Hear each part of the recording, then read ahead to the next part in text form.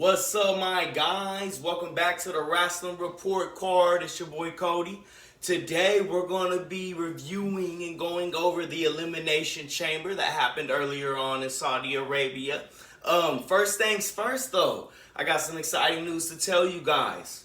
I got my tickets to WrestleMania and we're going to be in Dallas, and Hulkamania is going to be running wild. Nah, to be honest, they're probably going to let us down like they did earlier today, but hey, that's okay. Well, let's get on into the Elimination Chamber. Let's grade that son bitch. First of all, we had Goldberg versus Roman Reigns for the Universal title. And I mean, what can I say? It's your normal Goldberg match. I mean, the entrances was longer than the match itself.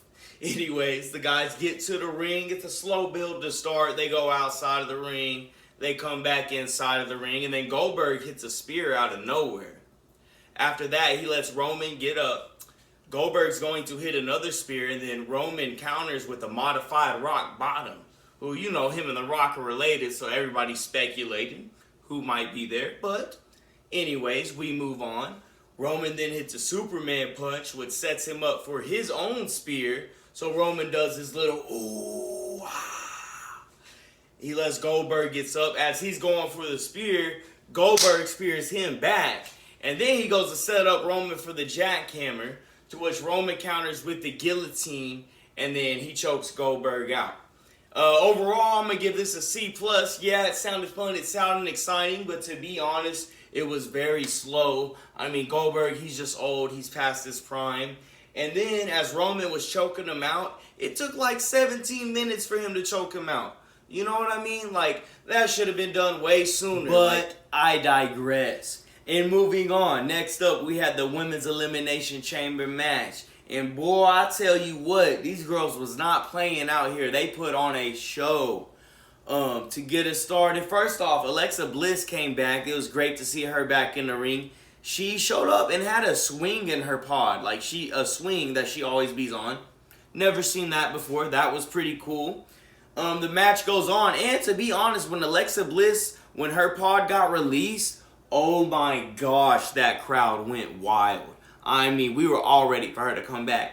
During all that, you had Rhea eliminated Nikki Trash. And then you had Doudrop got eliminated by Liv Morgan. And then Alexa came in. She started doing work. She eliminates Liv. And then the EST of the WWE, Miss Bianca Belair, came out. And she showed them girls how to whoop some ass. I tell you what, she freaking got Rhea in the KOD, put her out. And then she got Alexa in the KOD, put her out. She even tried to find J. Cole, made him sign over the rights of the album KOD to her. That's how many times she hit this move tonight. Anyways, Bianca wins the Elimination Chamber. She gets to go face Big Time Bex at WrestleMania for the Raw Women's title. If I'm going to have to sit here and grade this overall, it's getting a B+ for me. I really enjoyed this. I watched it with two guys that they don't really watch wrestling like some of us do.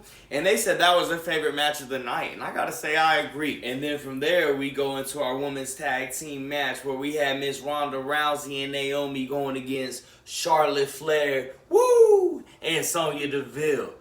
And so, as y'all know, Sonya Deville, she had her arm in a cast going into this match. So she made Ronda Rousey sign a stipulation to where Ronda, she had to have her hand tied behind her back during the match. And you know Ronda, she want all the smoke and she with it. So she said, absolutely, I'll whoop your butt with one arm, I'll whoop you with no arms. So they get into the match. We got both the one-arm ladies starting it off. And then Sonya rips her cast off because her arm ain't really broke. And then she starts going to work with both arms while Ronda only got one.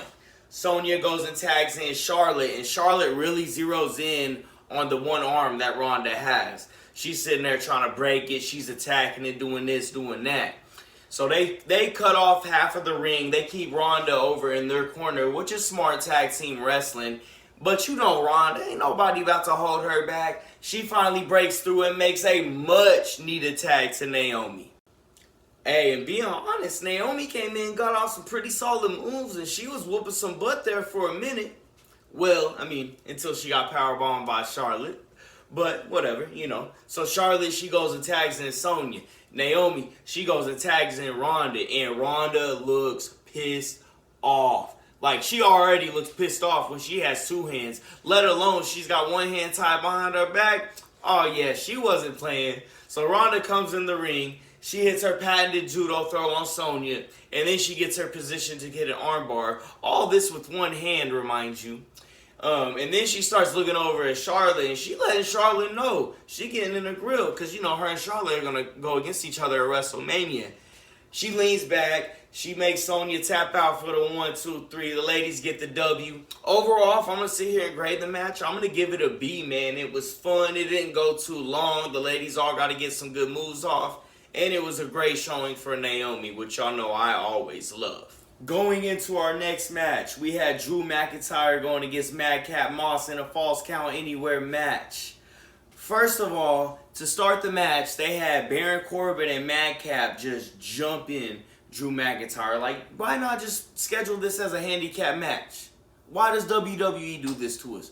Just do what you telling us you about to do. Anyways, so it was a Falls Count Anywhere match, right? So they had Drew McIntyre whip those boys' butts all the way up to the entrance, all the way up that long ramp in Saudi. And those ramps are like 10 times longer in Saudi than they are over here in America. He does that. He whoops them both all the way up there. And then they have Madcap just whoop his behind all the way back down to the ring. And that was the only time they left the ring. So they could have literally just did a 10-second count out and had that be a regular match. But whatever. We'll keep going with the match. When they get back into the ring, Drew hit Madcap with an Alabama slam so hard that Madcap thought his cousin was attractive afterwards. Boy, I tell you what. And then, after Drew attempted one murder, he followed up with another attempted murder when he swung his sword at Baron Corbin. I mean, it looked pretty damn close. And then, after that, we get into the finish. Drew hits the Claymore on Madcap with his sword in his hand. Like, I'm not gonna lie, that was pretty tight. So he hits the Claymore, boom, he gets the 1, 2, 3. Hey, I'm not gonna lie, for what it was, if I'm gonna sit here and grade it, I'm giving it a B-. Going into it, I didn't think I was gonna give this over a D. I'm not gonna lie. But both the guys put on a show, and let's be real. Madcap, if he gets taken away from this gimmick, I think he might actually have a future here in WWE. Next up, though, we had the Raw Women's title being defended by big-time Becky Lynch going against Lita. Hey, and if you wasn't excited for Lita coming back, man, I don't know what to tell you. You're probably never going to find happiness again, so you might want to go get that checked out. Hey, and for being in her 40s, she could still go, okay? So they get off. It starts. It's pretty physical, man. A lot of chops, a lot of slaps by both ladies. After a while, though, Becky goes to hit the manhandle slam. Lita counters into a twist of fate. Bink, drops her. She climbs up the ropes. Goes for a moonsault. She hits it. Gets the 1. Gets the 2. Boom. Becky kicks out. Oh, I thought she had it there. Anyways, after that, though, Becky does wrap her up. She hits her with the 1, 2, 3 off the manhandle slam. Gets the win. Hey, a lot of people were dogging this match and dogging Lita's performance. Yeah, was it sloppy? Of course. Was there a few missed opportunities from both ladies? Yes. Okay, but Lita is in her 40s. Okay, she has not done this in over 10 years, well over 10 years. Okay, I'm only 28. I mess up at my job every single day, and I know most of y'all do too. So if y'all are one of the people hating on her on the internet, go get a life. Well, on the pay-per-view card, we were slated to have 2 extra matches, which was Rey Mysterio versus The Miz, and then the Usos versus the Viking Raiders for the tag team titles on SmackDown. Did either one of those happen? No. Did WWE give us an explanation? No. Is Cody really happy about that? No. Okay, well, anyways, we go into the main event. You got the Miz Elimination Chamber. Hey, you got Brock Lesnar. You got Seth Rollins. You got AJ Styles. You got Riddle. You got Austin Theory. And then you got the WWE Champion Bobby Lashley, kinda, in this match. Alright? Sounds like a banger on paper. Well, let's get up into it. We start the match. We got Seth Rollins. We got Austin Theory. They're starting the match. And hey, I'm not gonna lie, they put on a show. Austin Theory really got some good movesets. After that exchange, though, Seth picked up Austin Theory and then buckle bombed him into Bobby Lashley's pod. And it looked pretty gnarly. It made Bobby Lashley fall down, had an apparent ankle injury. We'll keep an eye on that. And then Riddle came out to play. Riddle and Seth start getting to a great exchange as well. They go up to the top rope. Seth hits him with a beautiful inverted suplex. After that, AJ Styles gets into the mix. And just think about it at this point. This is pro wrestling at its finest. You had 4 great in-ring workers in AJ Styles, Seth Rollins, Riddle, and Austin Theory in the ring. You had Brock Lesnar still in his tank looking like a great white shark about to pounce on his prey. And then you had all the questions around Bobby Lashley as he was getting escorted back to the locker room with an apparent ankle injury. So nobody knows what's about to happen. The Elimination Chamber pods start going again, like who's going to be next. We all think it's going to be Brock. Well, it goes to Bobby Lashley's empty pod. So, of course, nobody comes out. Well, Brock Lesnar, he doesn't like that. He smashes his way out of his pod. And, boy, I tell you what, he hit more F5s than there are in Oklahoma during May. Man, he F5s AJ Styles.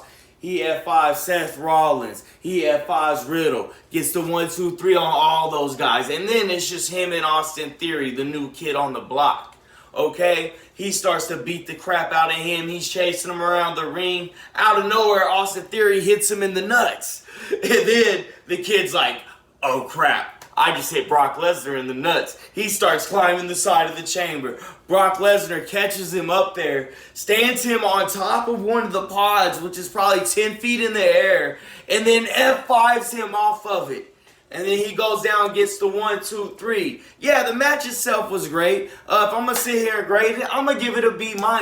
But what the heck, man? Brock Lesnar does not need to squash everybody to prove that he's a beast. We already know that.